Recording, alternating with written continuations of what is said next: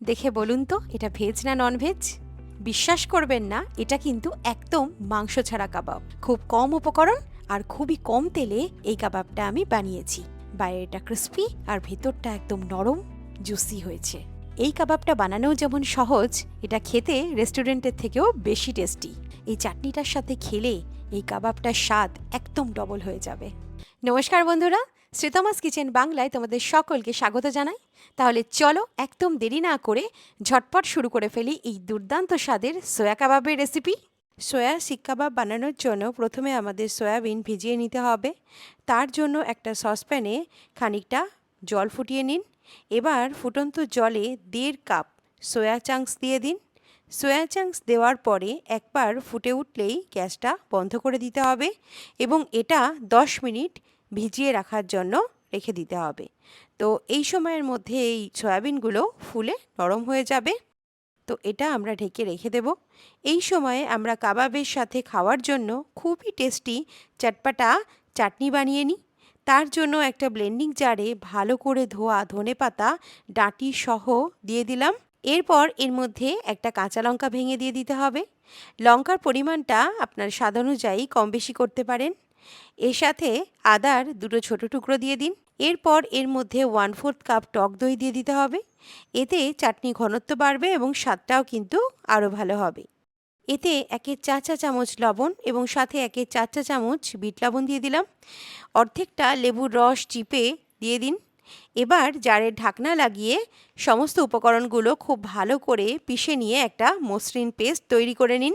আর এই দেখুন, কাবাবের জন্য আমাদের চটপটা চাটনি তৈরি হয়ে গেছে। ভীষণই ঘন, মজাদার এবং সুস্বাদু চাটনি হয়েছে। এটি শুধু কাবাব নয়, বিভিন্ন ধরনের স্ন্যাক্সের সাথেও কিন্তু খাওয়া যেতে পারে। চাটনি তৈরি হয়ে গেলে একপাশে রেখে দিয়ে এখন নেক্সট ধাপে আসি। 10 মিনিট পরেই দেখুন সোয়া চাংসটা খুব ভালোভাবে ভিজে ফুলে একদম দ্বিগুণ হয়ে গেছে। এবার এগুলোকে একটা পাত্রে তুলে নিতে হবে।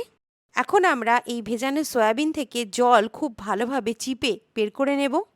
এই জন্য অল্প অল্প করে সোয়া চাংস হাতে নিয়ে এইভাবে 2 হাত দিয়ে খুব ভালোভাবে চিপে অতিরিক্ত জল বের করে দিতে হবে। তারপর এগুলো একটা ব্লেন্ডিং জারে দিয়ে দিলাম, কারণ এগুলো আমাদের পেস্ট করতে হবে।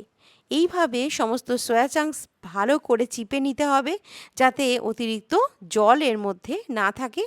এখানে আমি একটা বড় সাইজের পেঁয়াজ নিয়েছি, যেটা রাফলি 2-3 টুকরো করে কেটে নিয়েছি। সাথে দিয়েছি আধা ইঞ্চি আদা, একটা কাঁচা লঙ্কা।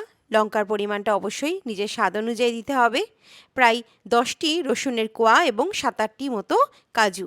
কাজু দেওয়াটা এখানে একেবারেই অপশনাল, তবে এতে করে কাবাবটা ভীষণই সুস্বাদু হয়। এছাড়াও এতে সামান্য গরম মশলা দিয়েছি। এখন এই সমস্ত উপকরণগুলো মিক্সিতে দিয়ে ভালোভাবে পেস্ট করে নিন। কাবাব খাওয়ার সময় এটা যেন ভীষণই সফট এবং মুখে লেগে থাকে, সেই জন্য এই পেস্টটা কিন্তু একদম ফাইন হওয়া জরুরি। দেখুন পেস্টটা কতটা মসৃণ এবং সিল্কি হয়েছে। এবার বাইন্ডিংয়ের জন্য এতে 2 টেবিল চামচ বেসন এবং 2 থেকে 3 টেবিল চামচ চালের গুঁড়ো অর্থাৎ রাইস ফ্লাওয়ার যোগ করতে হবে। এতে কাবাবটা আমাদের ভীষণই ক্রিস্পি হবে। এখন এর মধ্যে কিছু মশলা যোগ করব।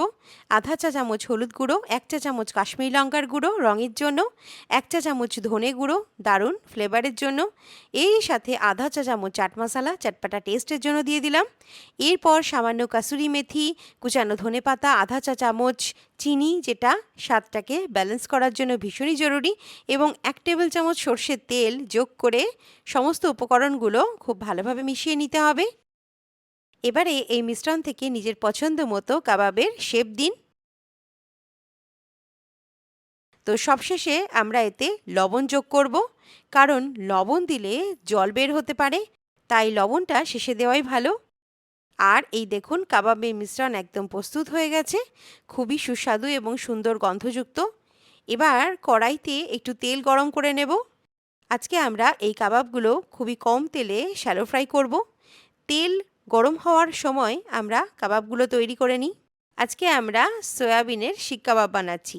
তো এর জন্য আমি এখানে একটা রুল পেন্সিল নিয়ে নিয়েছি।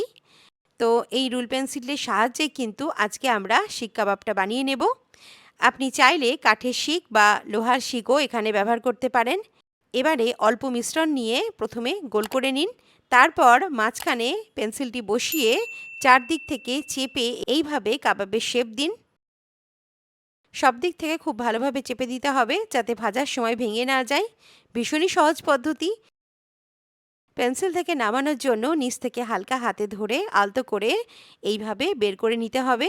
আর এই দেখুন কত সুন্দর আমার সয়া শিক কাবাব রুল পেন্সিলের সাহায্যেই বাড়িতেই কত সুন্দরভাবে তৈরি হয়ে গেছে।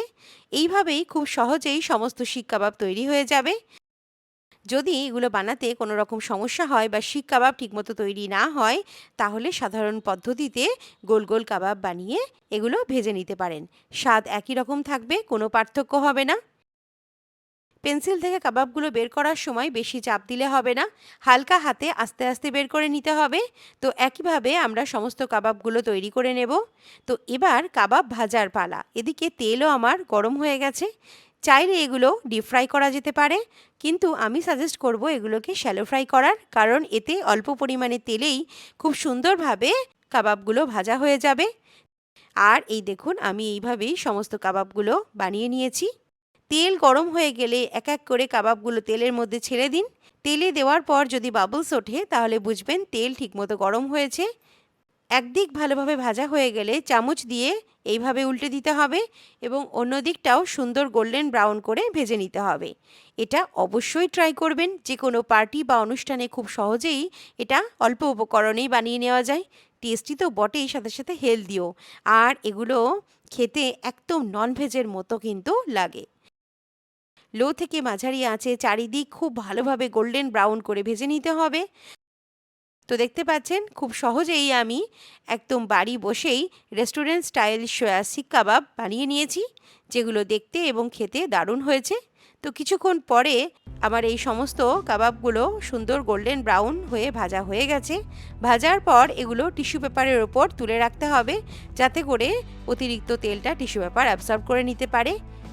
তো এরকম ধরনের শেপ ছাড়াও এই কাবাবগুলো নর্মাল গোল করেও বানিয়ে নেওয়া যায়। কাবাব ভাজার সময় কাবাব থেকে সুন্দর সুগন্ধে আমার কিচেনটা পুরো ভরে গেছে। তো দেখতে পাচ্ছেন আমার সমস্ত কাবাবগুলো কত সুন্দরভাবে ফ্রাই হয়েছে, একদম ক্রিস্পি এবং গোল্ডেন ব্রাউন। যেমন দেখতে লাগছে সেরকম খেতেও কিন্তু অসাধারণ হয়েছে। এই কাবাবগুলো এরকম চটপাটা চাটনির সাথে পরিবেশন করতে পারেন। এছাড়াও নিজেদের পছন্দ মতো যে কোনো চাটনি বা কেচাপের সাথে বা গরম গরম চা কফির সাথেও কিন্তু এই সুন্দর স্ন্যাকটা এনজয় করা যেতে পারে। বাইরে ক্রিস্পি লেয়ার আর ভেতরে নরম জুসি টেক্সচার এই সুন্দর সয়া শিক কাবাবটাকে একদম পারফেক্ট বানিয়েছে। এটা যে কোনো রেস্টুরেন্ট স্টাইল কাবাবকে হার মানিয়ে দেবে। যে কোনো উৎসব পার্বণে, ঈদে, রমজানে এই রেসিপিটা অবশ্যই ট্রাই করবেন। আর আমার এই রেসিপিটা যদি ভালো লাগে তাহলে ভিডিওটাতে একটা লাইক আর শ্রীতমাস কিচেন বাংলা এই চ্যানেলটাকে সাবস্ক্রাইব করতে একদম ভুলবেন না। তাহলে চলুন দেখা হচ্ছে আরও একটা নতুন রেসিপির সাথে। সুস্থ থাকুন, ভালো থাকুন, ধন্যবাদ।